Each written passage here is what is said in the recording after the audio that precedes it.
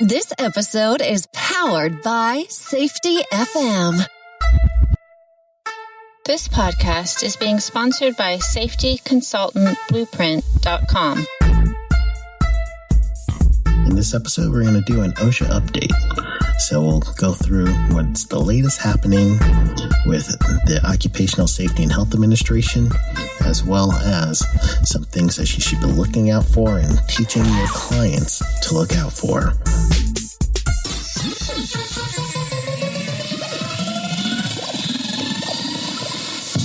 Do you feel that your knowledge would be better served if you are your own boss?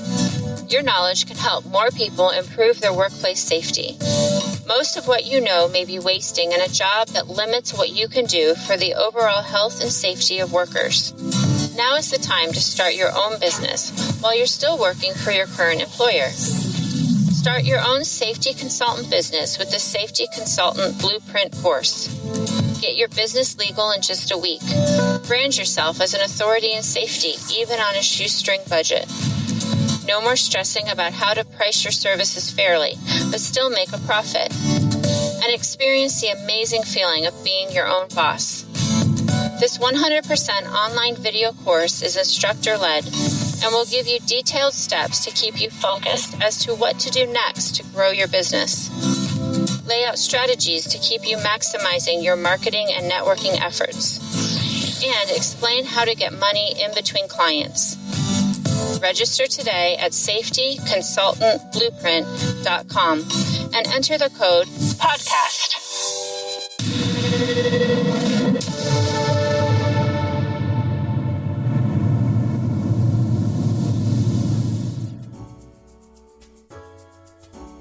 Welcome to the Safety Consultant Podcast. I'm your host, Sheldon Primus, and I just want to welcome you to this podcast. This is the one podcast that I can show you how to do the business of being a safety consultant.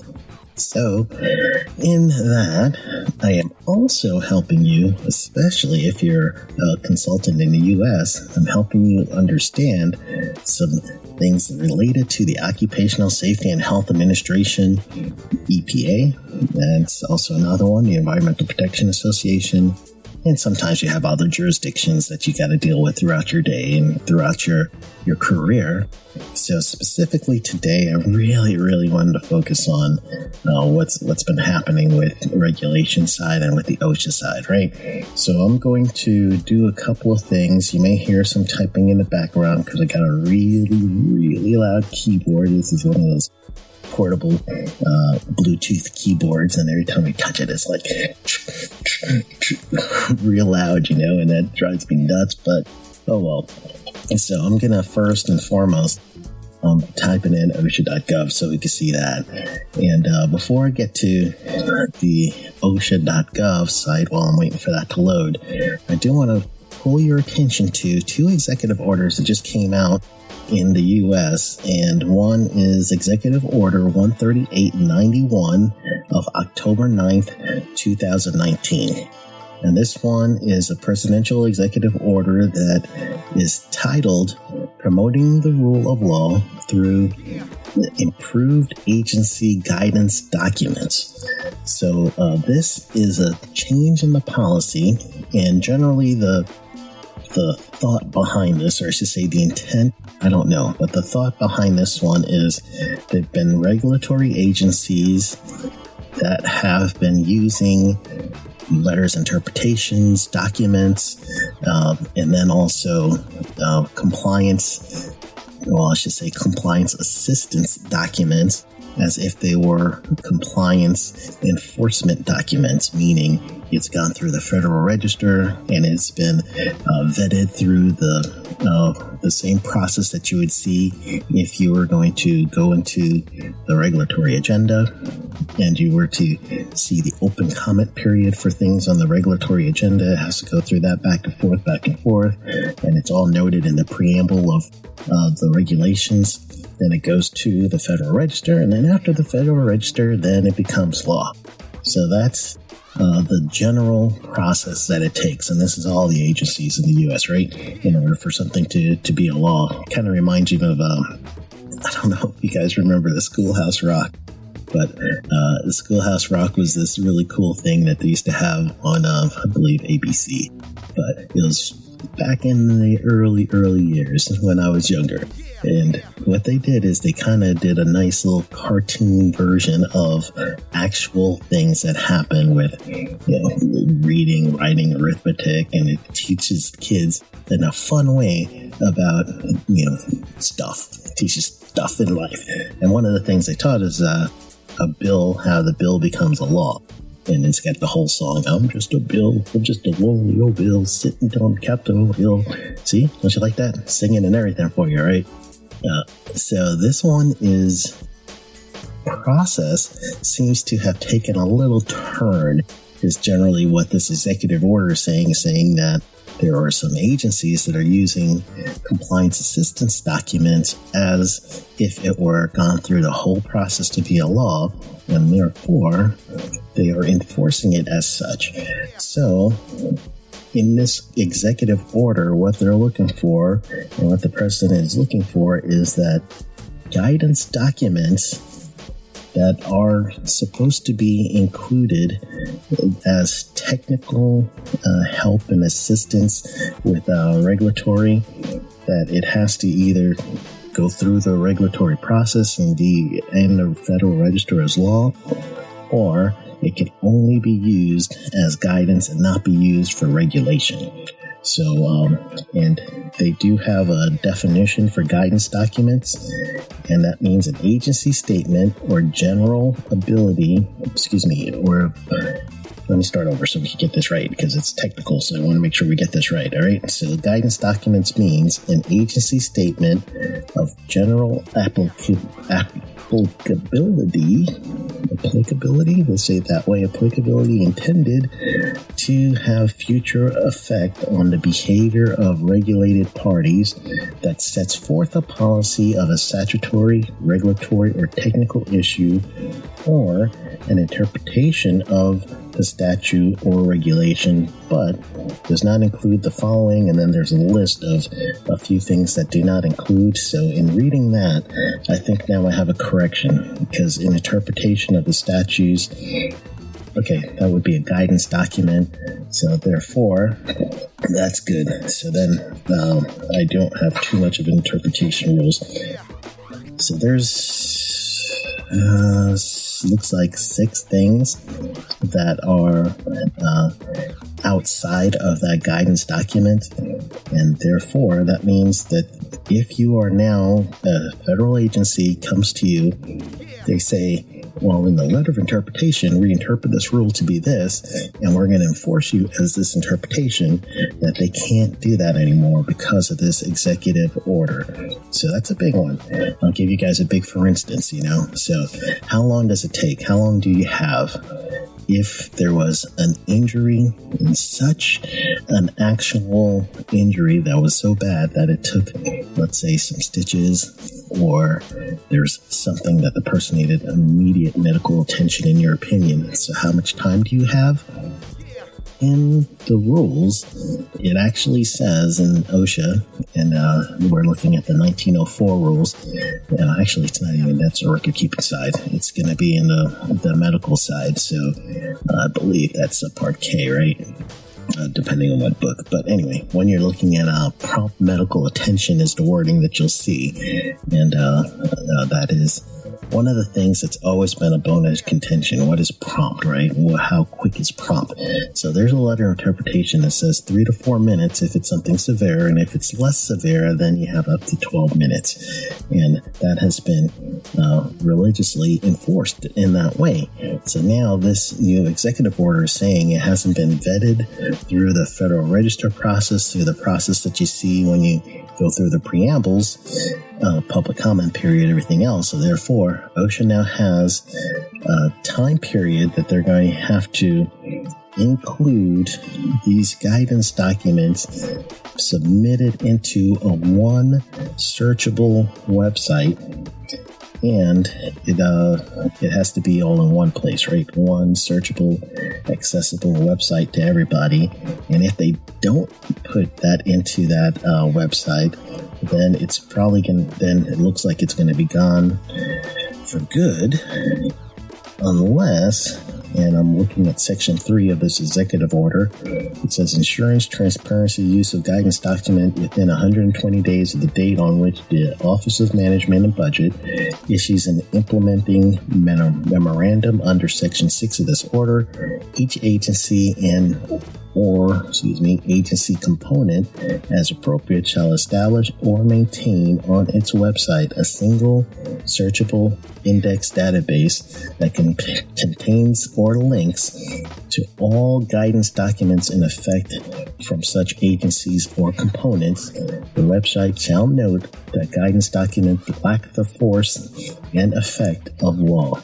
So these guidance documents, things that, like that letter of interpretation I just told you about, OSHA's got to first post it somewhere that is going to hit all that criteria within 120 days from the day that this was issued. And again, that was in October 9th, 2019.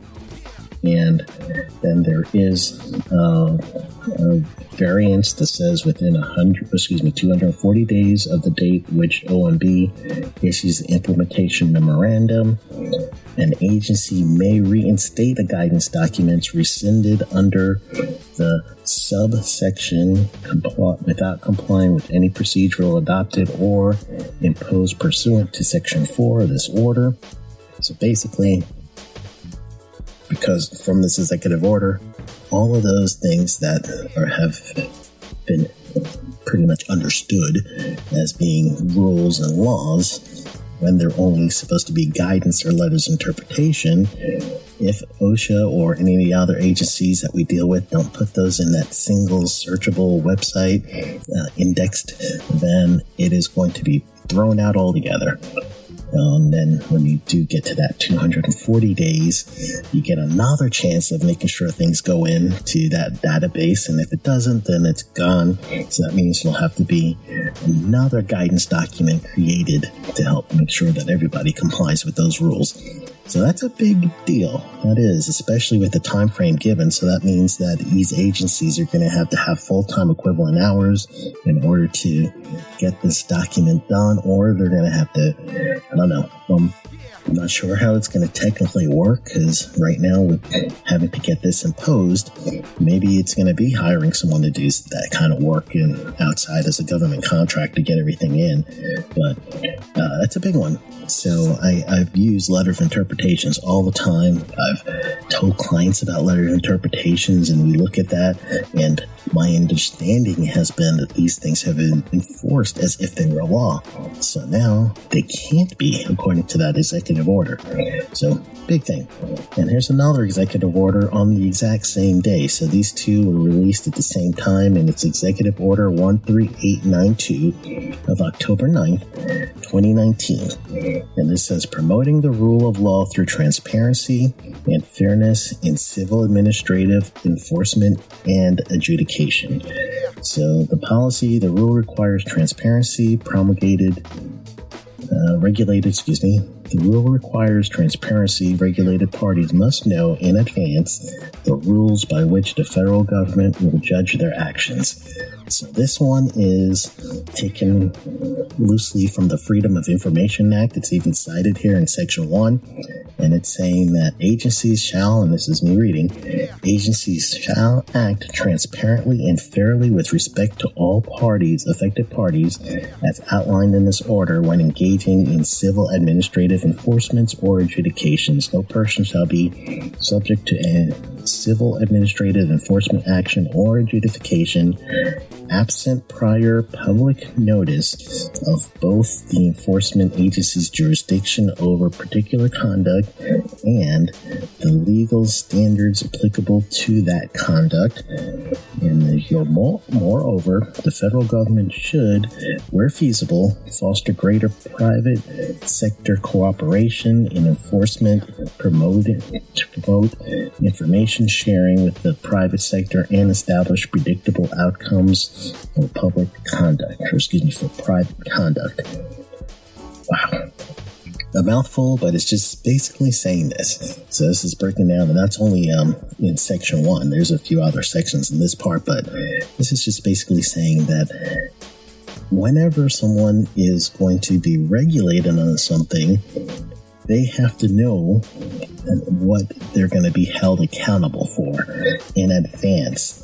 So that means OSHA, EPA, DOT, all those other agencies that this hits, they're going to have to send out public information, or at least have public information available as to what things are enforceable per each individual's party's conduct and what they do. So this is a big one. They're again going to have to set up a database, and the database has the same wording as the other one before, where it has to be one database. It's going to have everything is searchable and indexable, so it's supposed to be easier to find. And the quote of this wording or phrase that is being thrown around in this executive order says that they don't want the individual to have an unfair surprise. And that means, and I'm reading this, a lack of reasonable certainty or fair warning of what a legal standard administered by an agency requires. The meaning of this term should be informed by examples of lack of fair notice discussed in the Supreme Court in Christopher versus SmithKline Beecham Corp. 567 U.S. 142, 156, and number 15 in 2012. So that unfair surprise definition came through that case, I would imagine, from the reading of this. So this means that guidance documents themselves, they may not be used for imposing standards, and this is how the two kind of connect, but you can use these things to make people aware of laws that they are going to have to comply with. So these two documents is going to set the course for regulation in a very different way. And I could kind of see challenges coming up with this, where people could say, well, I didn't know that this is something that I was supposed to follow, and I was never told. And it might be some really legal stuff. So I might have to get a hold of a lawyer and just say, help me make sure I understand this, so when I'm talking to my clients that I'm really going to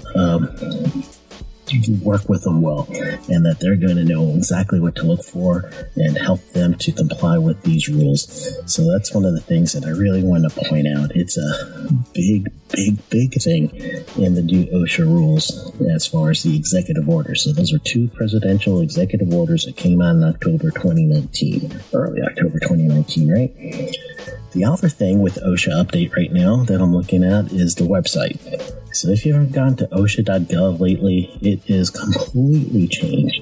So I don't know if this is a response or preparation for the two executive orders that I just read you, but it's got some stuff that I really, I've lost a couple of things I was looking for. Like, I love that safety pays calculator where you could put in your incident, whatever it is. Let's say it's a laceration. You put down laceration, you tell your company's profit margin, and it'll say this is the direct cost of this accident, this is the indirect cost of the accident, and this is how much money you need to accrue to cover these costs. That was a great thing. It's still on the site, but you really have to look for safety pays estimator or safety pays calculator in order to find it, because the site's changed quite a bit. So I'm going to give you just a slight rundown as best as I can without, leading you to your computer, especially if you're driving. So I don't want to do that. But what I want to do is just kind of give you an overview. So OSHA.gov, you're going to see the A to Z index, which is on the top. And when I say top, it's actually, there's 3 banners that is on the home page. And the banner is like the big, long, horizontal thing that you can click on and you get responses from different words or different icons. The very top in red, that banner is the Department of Labor banner. The white one underneath it is OSHA's banner. So we're going to really focus on the OSHA banner. And then underneath it is also an OSHA banner, and that has direct links. So A to Z index, still one of the first and best ways to look for something if you don't exactly know where to find it. The other thing is the search box. So those are going to be your best friends for now. The tabs now are broken down into 4 major topics, which is OSHA, standards, topics, health and researches. So you click the drop down on OSHA, and you're going to see About OSHA, Find an OSHA Office, State Plans, Newsrooms, Quick Take Newsletter. And Quick Takes is OSHA's newsletter that you got to get, so make sure you get that. Careers, and then Information, Freedom of Information Act. And you can click on each one of those things I mentioned. The drop down for standards has standards and regulations, open for comment, and that's what I just talked about with the pathway for anything to become a law. It has to have some sort of open comment period.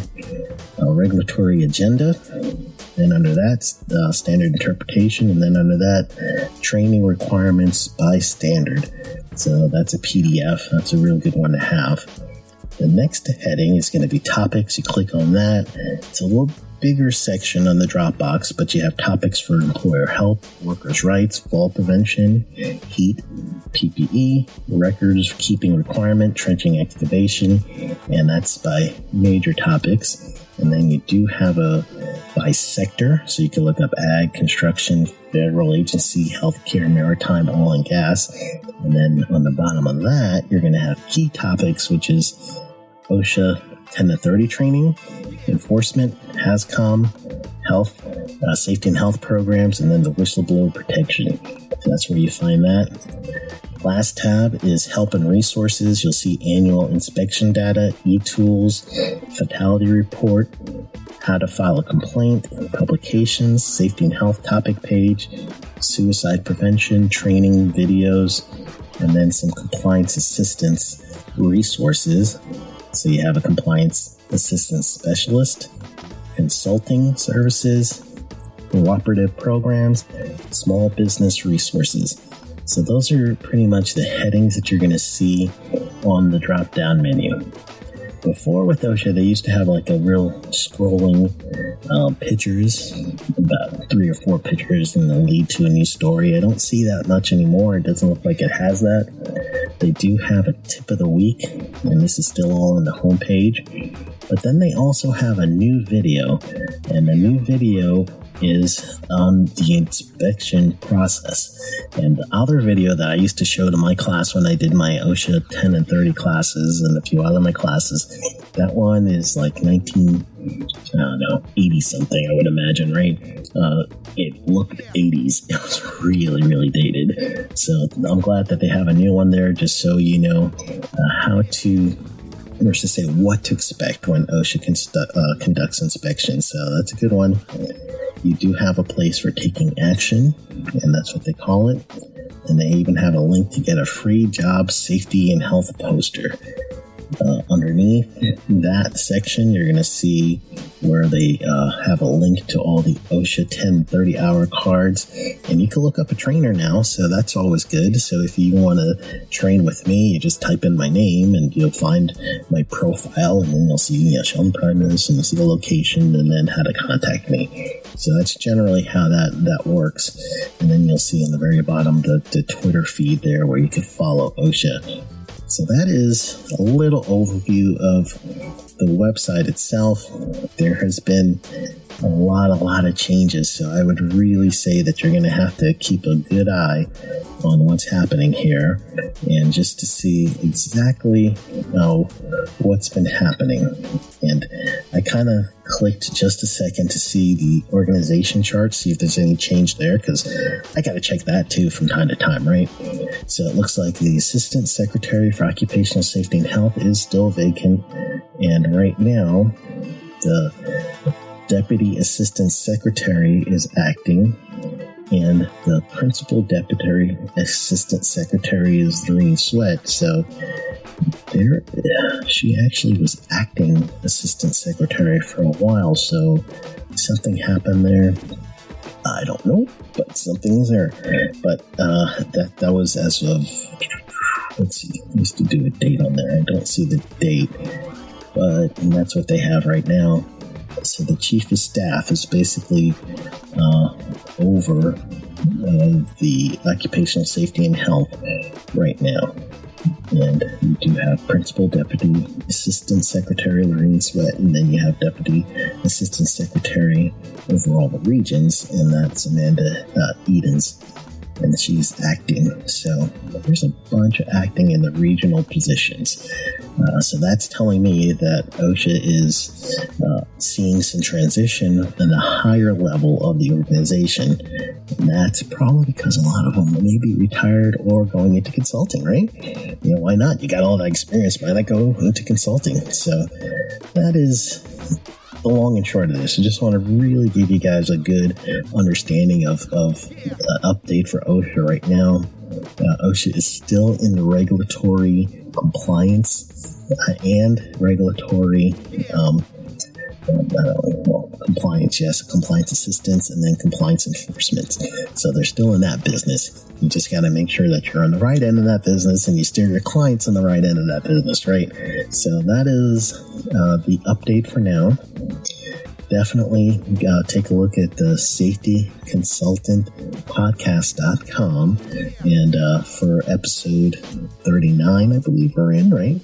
Then you're going to see this episode there, and you can link to whatever I can so you can have a good one place to look.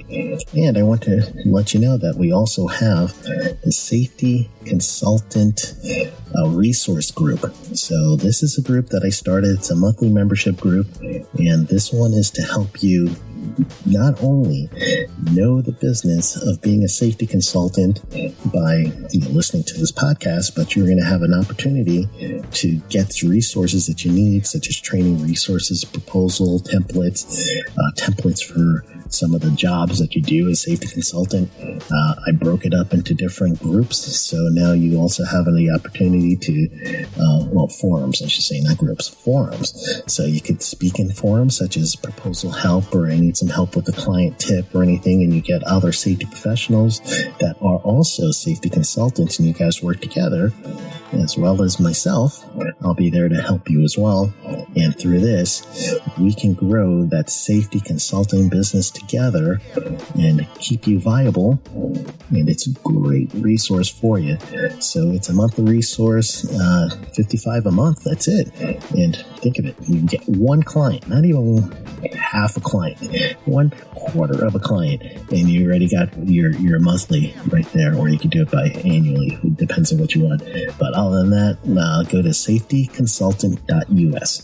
So find out more about it. Go to safetyconsultant.us and be looking for you in the membership group, right?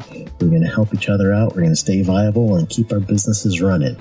So when we come back, we're going to do the tip of the week.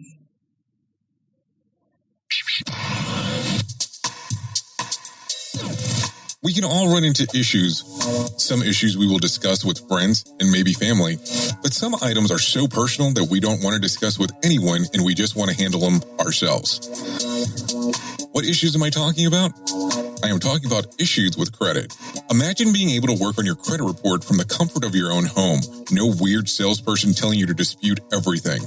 Just straightforward, no nonsense on what to do, step by step, to work on your credit report. This is not just a credit education service, but it's also a community of other like-minded individuals having the same struggles. For more information, go to issueswithcredit.com. The Issues with Credit community will be with you every step of the way. Issueswithcredit.com, a 13th hour solution venture.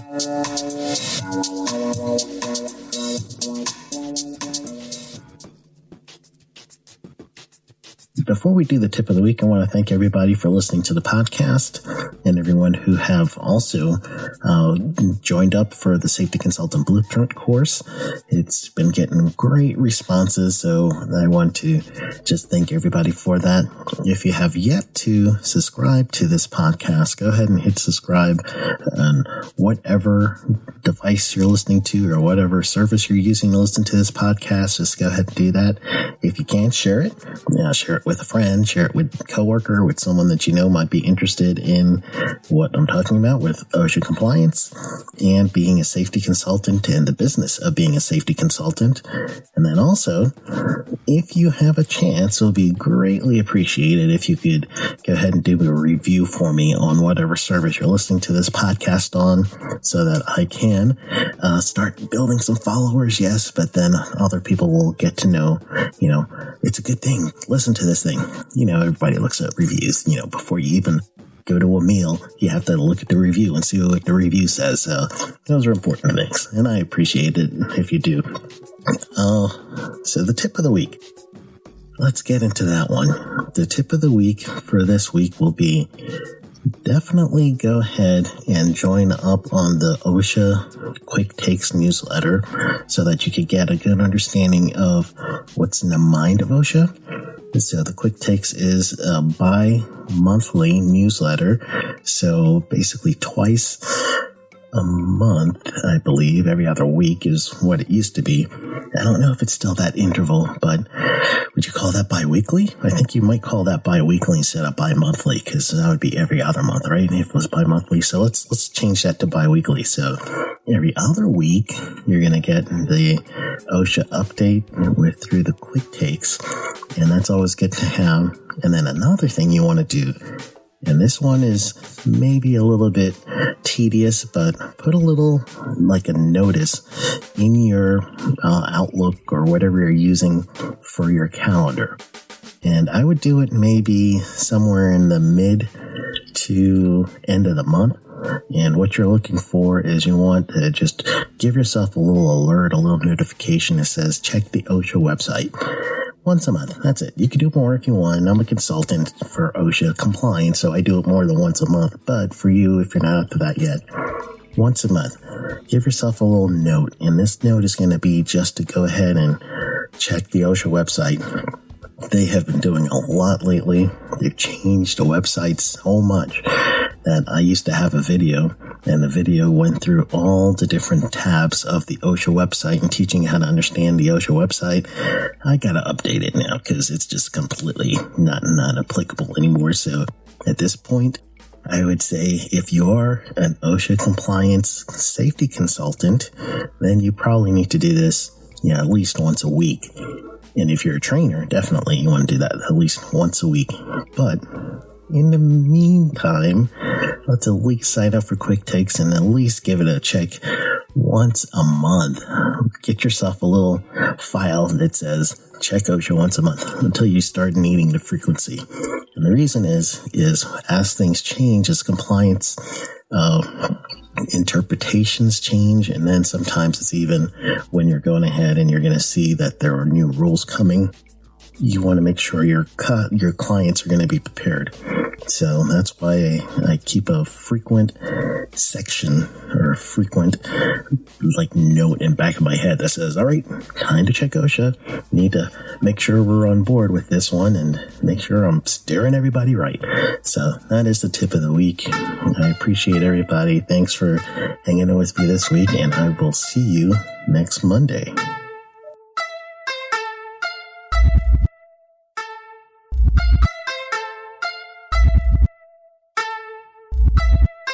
This podcast is being sponsored by SafetyConsultantBlueprint.com.